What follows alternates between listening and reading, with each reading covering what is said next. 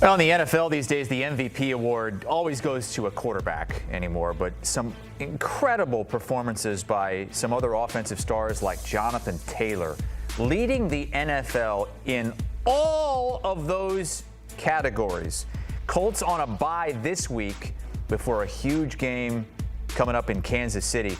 Taylor, he could use the rest. The last time we saw him on the field, overseas there, racking up almost 300 scrimmage yards and 3 touchdowns in one single game, that overtime game against the Atlanta Falcons. Meantime, Jaxon Smith-Njigba is on pace to break the all-time receiving record in the NFL, a record set back in 2012 by Calvin Johnson, 1,964 yards. Now, there is a caveat. We've got 17 games now. Calvin Johnson only played in 16 games. Jaxon Smith-Njigba averaging just under 116 receiving yards per game.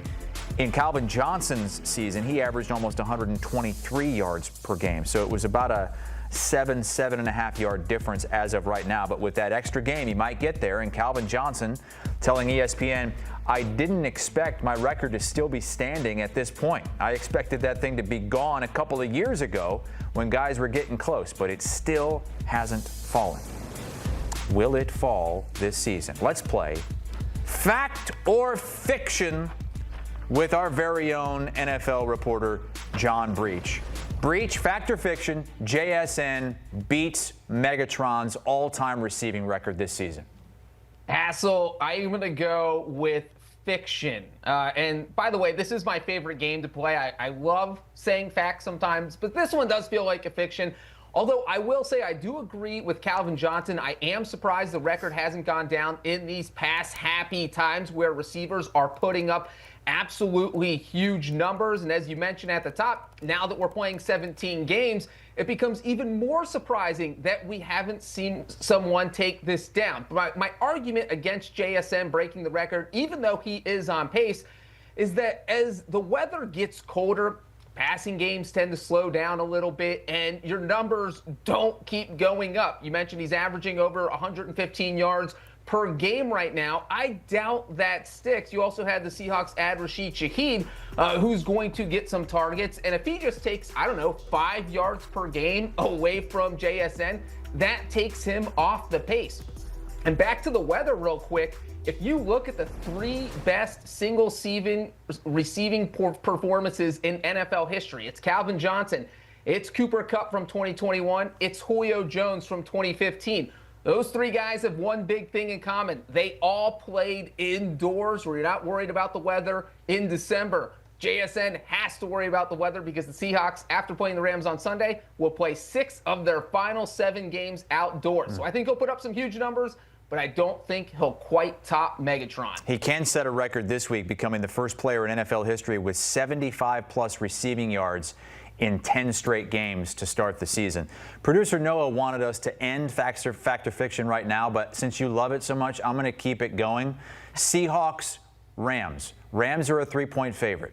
Fact or fiction, the Seahawks will go in there and upset the Rams.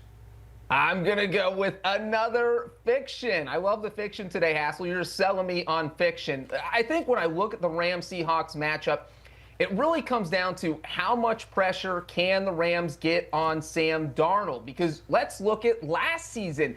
Darnold went 14-3 with the Vikings. That was 0-2 against the Rams, 14-1 against everyone else. And we saw Darnold struggle against Los Angeles because he kept getting sacked. He got sacked 12 times in those 2 games. Remember him getting sacked 9 times in that playoff loss. And yes, this is a completely different situation in Seattle, but it's the same Sam Darnold. If you're going to put pressure on him, that's how you have to slow down the Seahawks passing game. Because yes, the Rams secondary is good, but Jaxon Smith-Njigba is better. I think he's going to be able to get open. I think he is going to be able to make plays, and he's going to put up numbers. And so the way you slow that down, if you're the Rams, is you need a big game from Byron Young. You need a big game from Jared Verse. You need a big game from those pass rushers who need to put pressure on Sam Darnold. Any game where he has been sacked multiple times this year, Hassel, JSN has averaged just 100 yards per game. In games where Darnold's been sacked 1 or 0 times, JSN has averaged 122 yards per game. So there's a huge 20 yards difference when Darnold's not getting sacked. So pressure for the Rams is the big deal. I think they do it, and I think the Seahawks lose. Both of those offenses operating at just an insane level right now. The same cannot be said for the defending champion Eagles. Let's take a listen to Jalen Hurts and A.J. Brown, who's been pretty open about how upset he is with that offense. Yeah, the same things I've been saying all season. So me making light of my situation on Twitch with my friend, that's something I'm not apologizing for, because like I said, if you got eyes, you can see that. And so that's me trying to laugh through my situation. More of a distraction it becomes, and I think ultimately it's about the group. And so things have been what they've been, and they are where they are. We are who we are as a team. We're all we got, and we're all we need. Okay, so Brown's not apologizing. Hurts, doesn't sound like he loves what A.J. Brown has been saying publicly. And Breech, they've got games coming up against the Lions, Cowboys, Chargers, Bills, all teams that can put up a lot of points. Is this offense equipped?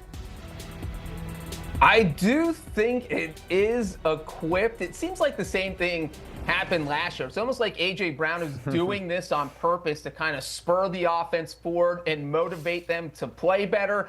The Eagles kind of struggled through the first half of the year. They always seem to hit some sort of hump, and then A.J. Brown complains about it, and then everything gets better. It's really interesting to hear him complain, too, because it seems like this happens every other week in a different form of media, whether it's talking to actual reporters, whether it's on a Twitch stream with his buddy.